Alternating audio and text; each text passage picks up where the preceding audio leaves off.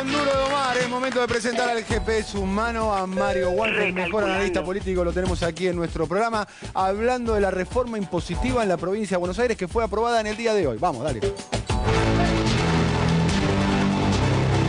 Llega a Duro de Omar, el analista político que nos simplifica la compleja realidad.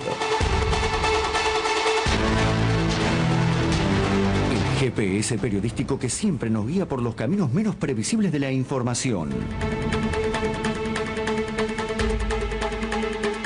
Una recorrida por la legislatura bonaerense para entender la reciente reforma impositiva. Hoy desembrolla la actualidad Mario Weinfeld. Espectacular, desembrolla la actualidad, Mario. ¿Qué tal? Buenas noches, como siempre un placer tenerte acá en el programa. Finalmente se pudo sancionar la ley impositiva. Yo voy a dar un solo ejemplo chiquitito. Sí. En este momento la evaluación de una hectárea en Lincoln, por ejemplo, que es una zona media importante, 2.000 pesos. Se va, con el revalúo va a costar 8.000 pesos. Y el valor de mercado es $8.000. Quiero decir, un poco como ejemplo. Que quedan 4 veces. Por otra parte, lo cierto es que hay situaciones muy disímiles y que se supone que que la legislación y la parte administrativa las prevén. Hay una discusión tan amplia, tan diferentes las posiciones del gobierno provincial, digamos, del gobierno de Daniel Scioli y de las entidades agropecuarias, que uno dice, bueno, se está hablando de dos cosas diferentes. El gobierno de Daniel Scioli dice, la inmensa mayoría de las partidas no pagarán aumento, más del 60%. Los otros hablan de una catástrofe. Sin duda, al final, es obvio que algunos van a pagar más, porque para eso se hace esta reforma impositiva, para conseguir más recursos.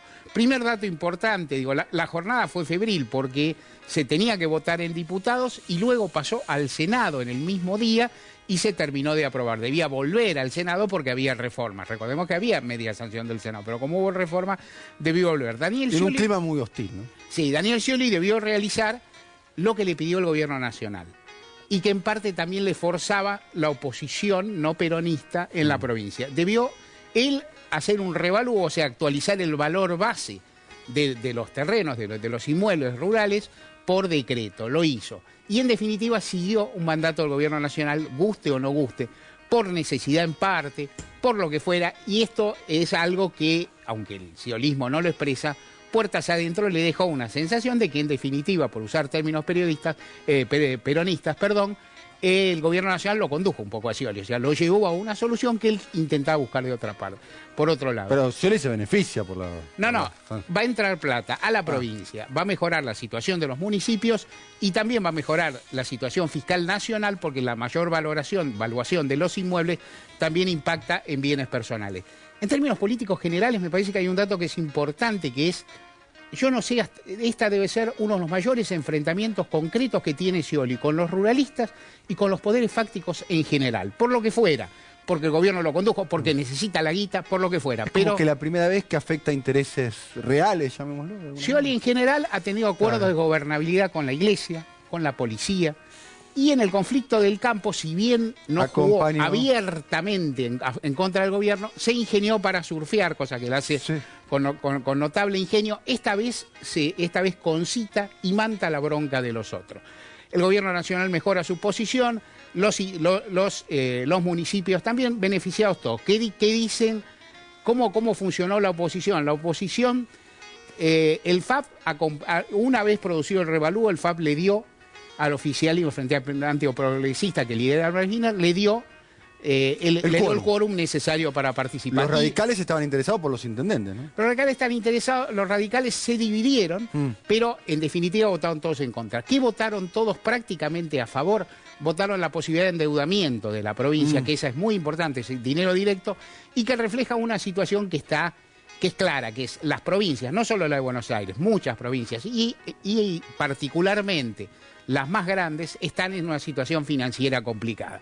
Este impuesto, la reforma fiscal en Santa Fe, la reforma fiscal en Entre Ríos, los escarceos, los amagues que está haciendo de la Sota en Córdoba revelan que las provincias están en dificultades y que necesitan dinero. Se discute este impuesto, estará bien, estará mal, hay que ver, uno tendría que mirar si no hay casos en que es confiscatorio, puede ser, habría que mirar. En principio es un impuesto progresivo. Los impuestos al patrimonio son los impuestos más progresivos. Los que tienen más, pagan más. Los que tienen más ingresos, los otros impuestos son también los impuestos a los ingresos. Están pagando muy poco, ¿no? También, ¿no? Están pagando muy poco, ejemplo, ¿no? Y ninguno de los ruralistas asume decir, yo estoy pagando esto y tendré que pagar. Hasta ellos mismos lo reconocían, ¿no? Ellos reconocen que están pagando poco y dicen, pero es demasiado el aumento. Reacción de los ruralistas enérgica en términos de que va a haber un paro. Un lockout, ¿no? Lockout. Paros hacen los trabajadores, lockout hacen los empresarios. 9 días de no comercialización, dejando afuera productos perecederos solo en la provincia de Buenos Aires. Están tratando de replicar, ¿no?, la batalla de la 125, hay que ver cómo les va, ¿no?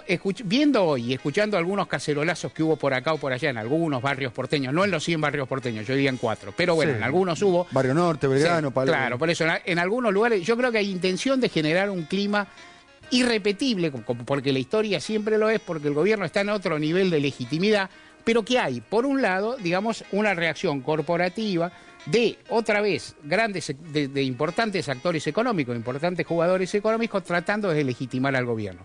¿Contra qué juegan el gobierno nacional y Scioli y demás? El gobierno le ganó una internita en esta Scioli, una interna importante. Yo creo que tampoco es definitiva, pero le impuso la forma de conducirse. Y Scioli tuvo que enfrentar al poder del campo. Y esto, insisto, es una referencia importante. Ahora, ¿contra qué juegan todos? Juegan contra la realidad económica. Scioli está aumentando la presión fiscal. ¿Qué tiene que mostrar luego? Que la situación económica funciona. Esto al gobierno nacional le pasa igual. Está imponiendo restricciones, por ejemplo, con los dólares.